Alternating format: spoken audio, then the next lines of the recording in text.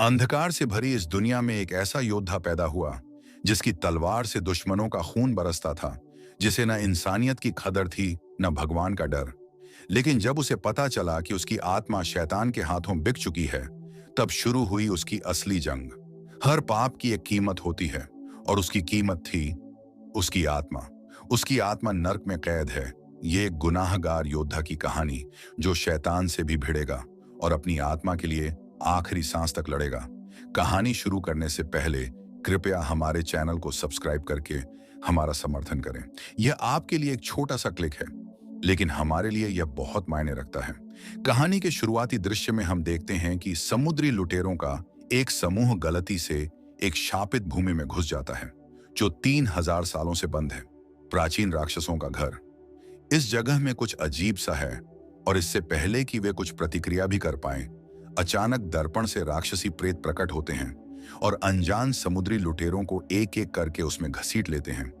उनका निर्दयी नेता कैन भागने की कोशिश कर रहे एक अधीनस्थ को बेदर्दी से गोली मार देता है।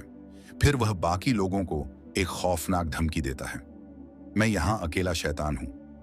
लेकिन जैसे ही उसके मुंह से ये शब्द निकलते हैं, उसके पीछे एक विशाल दरवाजा धीरे धीरे खुलता है। केन बेफिक्र होकर आंतरिक गर्भगृह में जाता है, एक कमरा जो सोने और अन्य धन से भरा है। कैन साहस पूर्वक अंदर कदम रखता है, और जैसा कि उसने उम्मीद की थी, जादुई आत्मा रत्नों के ढेर फर्श पर बिखरे पड़े हैं। ये कैन का पसंदीदा खजाना है।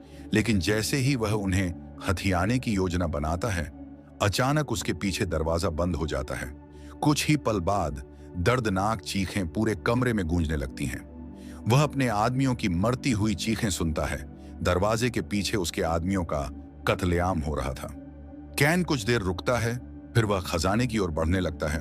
वह घुटनों के बल बैठ जाता है और मुट्ठी भर सोने के सिक्के उठा लेता है। अचानक एक सूखी लाश उसके ठीक सामने प्रकट होती है, जिसकी खोखली खोपड़ी से काला तरल टपक रहा है। तापमान तेजी से गिरता है, बर्फ दीवारों पर तेजी से रेंगती है, और कहीं से अनगिनत काली परछाइयां उभरती हैं, उसके चारों ओर घूमती हैं, और उनसे एक शक्तिशाली राक्षस प्रकट होता है। उसका चेहरा परछाइयों में छिपा रहता है। खतरे को भांपते हुए कैन अपना हथियार निकाल लेता है, लेकिन वह बहुत घमंडी है। यहां मानवीय शक्ति का कोई मतलब नहीं है। राक्षस अपना हाथ उठाता है और एक अदृश्य शक्ति कैन को जमीन पर पटक देती है। कैन जोर से बोलता है कि उसने कोई सौदा नहीं किया, लेकिन राक्षस सच्चाई उजागर करता है। जिस क्षण कैन ने रत्नों के लिए हत्याएं शुरू की, उसकी पापों के जीवन ने उसकी आत्मा को शापित कर दिया है। उसकी आत्मा पहले से ही नरक में बंधी हुई थी। अब समय आ गया है कि जो हक्का है उसे लिया जाए, लेकिन कैन अपने भाग्य को स्वीकार करने से इनकार कर देता है। राक्षस पाताल लोक की लपटों से बनी एक तलवार बुलाता है और वार करने के लिए तैयार हो जाता है। आखिरी क्षण में कैन आजाद हो जाता है और अपने खंजर से धार को रोक देता है। वह दहाड़ता है, यह घोषणा करते हुए कि कोई भी उसकी आत्मा नहीं ले सकता जब तक कि वह इसकी अनुमति न दे। लेकिन वह किसी राक्षस का मुकाबला नहीं कर सकता। वह बस पीछे हट सकता है, एक के बाद एक वार से बचता हुआ, एक रास्ता खोजता हुआ। फिर एक साहसिक कदम उठाते हुए वह खिड़की से बाहर कूद जाता है, और हम राक्षस के आखिरी शब्द सुनते हैं कि अब उसकी आत्मा शैतान की है, और कैन नीचे समुद्र में गायब हो जाता है। कुछ साल बाद हम कैन को इंग्लैंड में देखते हैं। वो अब तलवार छोड़ चुका है, चर्च में प्रार्थना करता है ताकि उसकी आत्मा बच सके, और अपनी सारी बची हुई संपत्ति ईश्वर की शरण और दया के बदले में दान कर देता है, इस डर से कि कहीं राक्षस वापस ना आ जाए। वह अपने पूरे शरीर और दीवारों पर क्रॉस बना लेता है, लेकिन इससे भी उसे शांति नहीं मिलती। हर रात उसके सपने उसे वापस नरक में ले जाते हैं। पुजारी को एक अंधकारमय उपस्थिति का आभास होने लगता है, जो दिन ब दिन और भी प्रबल होती जा रही है। वह मार्गदर्शन के लिए प्रार्थना करता है, और ईश्वर उसे उत्तर देते हैं। कैन का भाग्य यही नहीं है। अगर वह रुकता है तो चर्च को ही नुकसान होगा। पुजारी कैन को अपना भाग्य पूरा करने के लिए जाने का आदेश देता है। इसी क्षण कैन को समझ में आता है कि छिपने से मुक्ति नहीं मिलेगी। मुक्ति का मार्ग उसकी यात्रा के माध्यम से संभव हो सकता है। इसलिए वह अपना सामान इकट्ठा करता है और मोक्ष के मार्ग पर चल पड़ता है। बाहर दुनिया अभी भी युद्ध से तबाह है। हवा में जलती हुई लाशों की दुर्गंध है। अपनी यात्रा शुरू होने के कुछ ही समय बाद एक परिवार उसे अपने कारवां में सवारी का प्रस्ताव देता है। लेकिन वह सम्मानपूर्वक मना कर देता है। वे उसे चेतावनी देते हैं कि इस क्षेत्र से अकेले यात्रा करना सुरक्षित नहीं है, लेकिन केन पैदल ही आगे बढ़ने का फैसला करता है। हालांकि वे सही थे और केन पर जल्द ही 3 लुटेरों द्वारा हमला किया जाता है। वे उसका सब कुछ लूट लेते हैं, लेकिन कुछ भी कीमती नहीं पाते। बस उसके सामान पर अजीब से चिन्ह बने होते हैं। लेकिन कैन जवाबी हमला नहीं करता, क्योंकि वह जानता है कि जैसे ही वह दोबारा हत्या करेगा, राक्षस वापस आ जाएगा। लुटेरे जल्द ही उसे बेहोश कर देते हैं, क्योंकि उन्हें कुछ भी नहीं मिलता और वे उसे मृत समझकर छोड़ देते हैं। भाग्य से उसे एक यात्रा करने वाले परिवार, विलियम और उसके प्रियजनों द्वारा बचाया जाता है। समूह एक गांव में पहुंचता है। वे एक जले हुए गांव में पहुंचते हैं जो लाशों से भरा पड़ा है। जाहिर है, राक्षस जीवित बचे लोगों की तलाश में अभी अभी वहां से गुजरे थे। उन्हें एक छोटी बच्ची मिलती है। वह अकेली है और असहाय लगती है। सभी को उस पर दया आती है, लेकिन कैन को कुछ गड़बड़ नजर आती है। वह आगे बढ़ता है और एक क्रॉस दिखाता है। लड़की की आंखें बदल जाती हैं। वो अब मासूम नहीं रही। वह मेरेडिथ का हाथ पकड़ती है और कहती है, तुम ही हो जिसे हम ढूंढ रहे थे। जैसे ही वह बोलती है, एक काला चिन्ह मेरेडिथ की हथेली पर जल जाता है। लड़की अपना भेष उतार देती है और एक भयानक बूढ़ी डायन में बदल जाती है। वह कैन को बताती है कि राक्षस उसका इंतजार कर रहे हैं। फिर वह आसमान में उड़ती है और कौओं के झुंड में विलीन हो जाती है। कैन को लगता है कि खतरा टल गया है, लेकिन राक्षस की योजना अभी शुरू ही हुई है। वह मेरेडिथ के हाथ पर बने काले निशान को घूरता है। उसके अंदर एक गहरी भय की भावना घर कर जाती है। कुछ ही देर बाद भूत प्रेत से ग्रस्त मनुष्यों का एक समूह हमला करता है और विलियम और उसके परिवार को पकड़ लेता है। एक नकाबपोश घोड़े पर सवार होकर आता है, मेरेडिथ को ले जाने के इरादे से। कैन उसे हिंसा की ओर धकेलता हुआ दिखाई देता है। राक्षस की कठपुतलियां एक एक करके विलियम के परिवार को मार डालती हैं। कैन क्रोध से भरकर आसमान की ओर हाथ उठाता है और अपने भगवान को पुकारता है। भले ही उसकी आत्मा चली जाए, उसे अब कोई परवाह नहीं है। वह खुद को युद्ध में झोंक देता है, एक खंजर चुराता है और एक क्रूर जवाबी हमला करता है। राक्षस सैनिक घबरा जाते हैं और भाग जाते हैं। लेकिन इस अफरा तफरी में कैन यह ध्यान नहीं दे पाता कि नकाबपोश व्यक्ति पहले ही मेरेडिथ को छीन चुका है। उस पर एक बोरा फेंक रहा है और छाया में गायब हो गया है। उसका भाई उन्हें रोकने की कोशिश करता है, लेकिन एक निर्दयी शत्रु उसके दिल में छुरा घोंप देता है। कैन राक्षसों को भी खत्म कर देता है।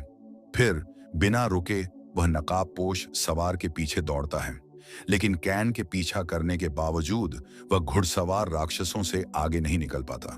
कोई विकल्प न होने पर वह वापस लौट जाता है। अब तक मेरेडिथ के पिता विलियम गंभीर रूप से घायल हो चुके थे। अपनी आखिरी सांस के साथ उन्होंने विनती की, कैन मेरी बेटी को बचा ले। अगर वह सफल हो जाता तो कैन की आत्मा को मुक्ति मिल जाएगी। वह उससे वादा करता है कि मेरेडिथ को सुरक्षित वापस ले आएगा, चाहे इसके लिए उसे फिर से तलवार उठानी पड़े। केन अपनी अहिंसा की प्रतिज्ञाओं को त्याग देता है और मेरेडिथ को उसके अपहरणकर्ताओं से बचाने के लिए निकल पड़ता है। कैन ने जमीन से एक तलवार उठाई, अपना काला लबादा पहना और राक्षसों का सामना करने के लिए सड़क पर चल पड़ा। रास्ते में कैन का सामना भूत प्रेत से ग्रस्त कठपुतलियों से हुआ, लेकिन उसने उन्हें जल्दी ही खत्म कर दिया। इसके तुरंत बाद उसने एक समूह को पकड़ में लिए गए ग्रामीणों को पीड़ित करते हुए देखा। उसने उन्हें तुरंत मार गिराया, लेकिन मेरेडिथ उनमें से नहीं थी 3 दिनों तक। कैन ने उनका अंतहीन पीछा किया, लेकिन हर निशान ठंडा निकला। यहां तक कि बचाए गए ग्रामीणों ने भी दावा किया कि उन्होंने मेरेडिथ को कभी नहीं देखा था। रात हो गई। कैन एक पुराने चर्च पर पहुंचता है। अंदर क्रूस पर ईसा मसीह की प्रतिमा खड़ी थी। कैन घुटनों के बल गिर पड़ा। उसके पीछे एक आकृति चुपचाप परछाई में प्रकट हुई। जैसे ही वह हमला करने वाला था, कैन मुड़ा और उसे पकड़ लिया। उस आदमी ने दावा किया कि वह एक पुजारी है और यह खंडहर गिरजाघर उसकी शरण स्थली है। जल्द ही बाहर अंधेरा छा गया। पुजारी ने कैन को बताया कि उसने एक बार भयानक चीजें देखी थीं, लेकिन उसकी आंखों में पागलपन देखकर उस पर विश्वास करना मुश्किल हो रहा था। अचानक कैन ने बाहर अजीब सी आवाजें सुनी।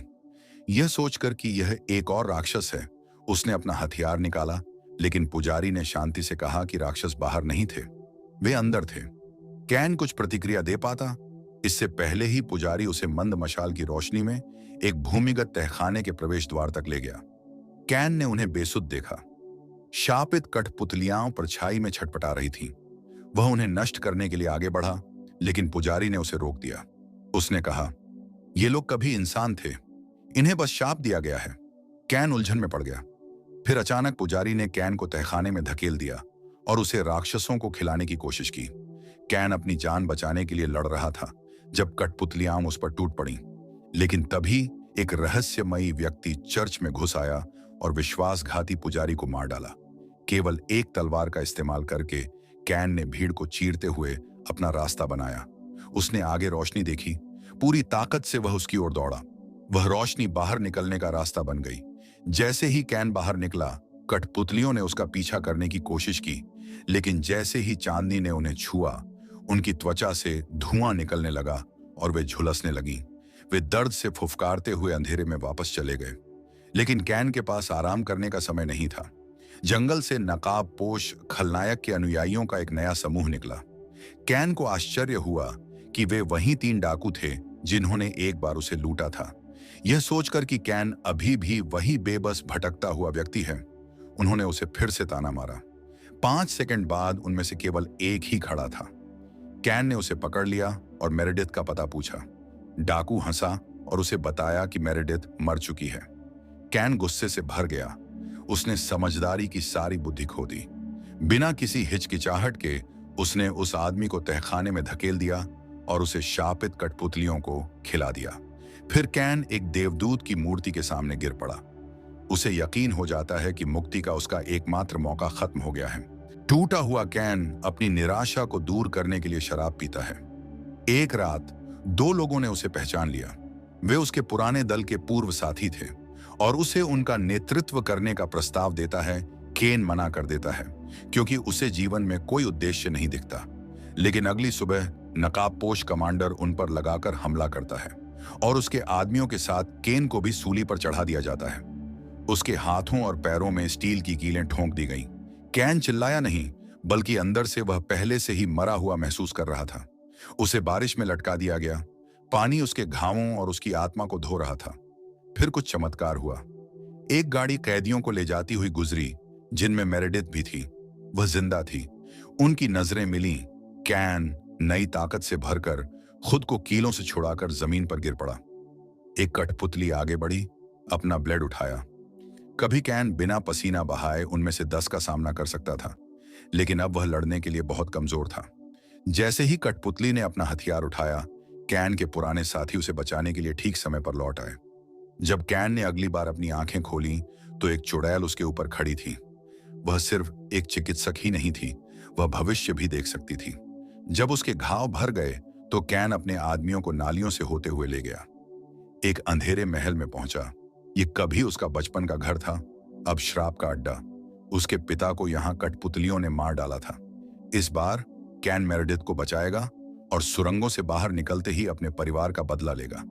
पहले वाली चुड़ैल अचानक इंतजार करती हुई प्रकट हुई, लेकिन इससे पहले कि वह बोल भी पाती, कैन ने अपनी तलवार हवा में उछाल दी और उसे सीधे पाताल लोक में भेज दिया। भार में पड़े शापित योद्धा आगे बढ़े और कैन के दल से एक भीषण युद्ध में भिड़ गए। न्याय के प्रकाश की बदौलत कैन के समूह ने अपराधियों पर विजय प्राप्त कर ली। लेकिन तभी महल के द्वार खुल गए और नकाबपोश खलनायक, जो कैन का असली विरोधी था, आगे निकल गया। उन्होंने एक के बाद एक वार किए जब तक कि कैन गिर नहीं गया। लेकिन यह सब उसकी योजना का हिस्सा था। अपने पीछे एक दरवाजा देखकर कैन ने खुद को पीछे की ओर लात मारी। उसे तोड़ते हुए और बचपन की यादों का सहारा लेते हुए महल के गलियारों में गायब हो गया। कैन पहरेदारों को चकमा देकर एक छिपे हुए तहखाने में पहुंच गया। वहां उसने अपने पिता को पाया, जो बूढ़े तो थे लेकिन जीवित थे। एक पल के लिए सारी कड़वाहटें पिघल गईं। कैन ने माफी मांगी और जोर देकर कहा कि उसका अपने भाई को चोट पहुंचाने का कोई इरादा नहीं था। यह दुर्घटना कभी जानबूझकर नहीं हुई थी, लेकिन उसके पिता ने भयावह सच्चाई उजागर कर दी। शापित कठपुतलियां एक गलती से पैदा हुई थी, जो उसने और उसके भाई ने की थी।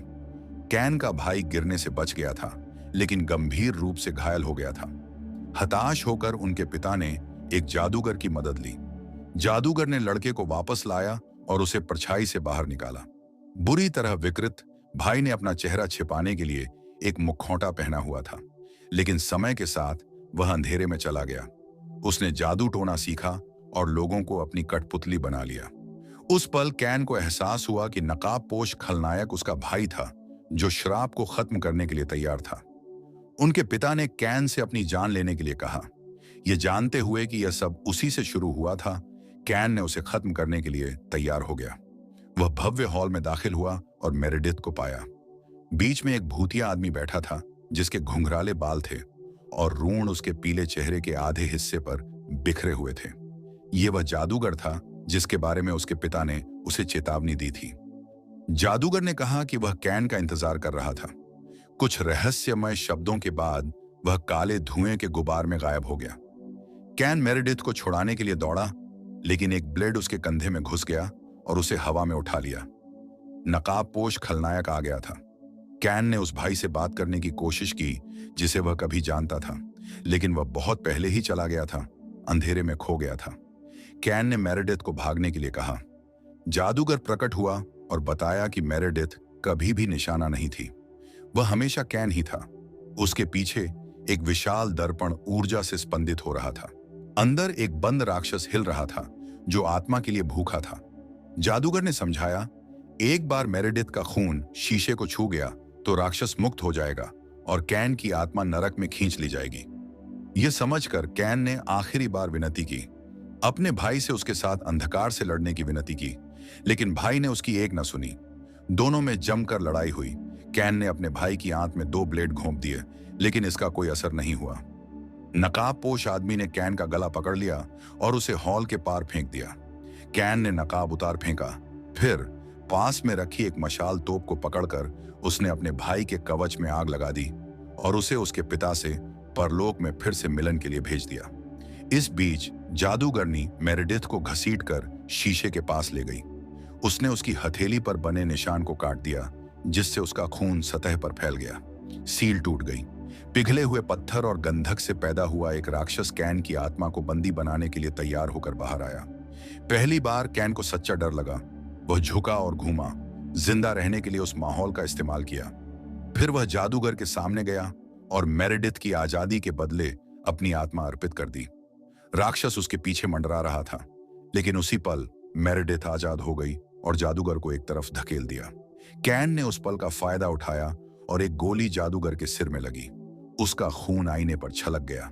एक हिंसक शक्ति उभरी, जिसने राक्षस और कैन की आत्मा के पापों को आईने में खींच लिया। मेरेडिथ कैन की मृत्यु पर शोक मनाती है। जब वह अचानक जागता है तो पता चलता है कि अपने अच्छे कर्मों से उसने आखिरकार अपनी आत्मा को मुक्त कर लिया है और अब से वह पृथ्वी पर विचरण करेगा। सभी प्रकार की बुराई से लड़ते हुए वह जानता था कि यह लड़ाई आखिरी नहीं थी। बुराई कभी शांत नहीं बैठती और इसलिए कैन एक बार फिर निकल पड़ा, न कि खजाने के लिए, न ही बदला लेने के लिए, बल्कि स्वर्ग द्वारा दिए गए मिशन को पूरा करने के लिए। तो ये थी सोलोमन केन की कहानी। आपको ये कहानी कैसी लगी कमेंट में जरूर बताइएगा। अगर आपको आज का वीडियो पसंद आया हो तो लाइक और सब्सक्राइब करना ना भूलें। अगर आपने अभी तक ऐसा नहीं किया है तो हमारे चैनल को सब्सक्राइब करें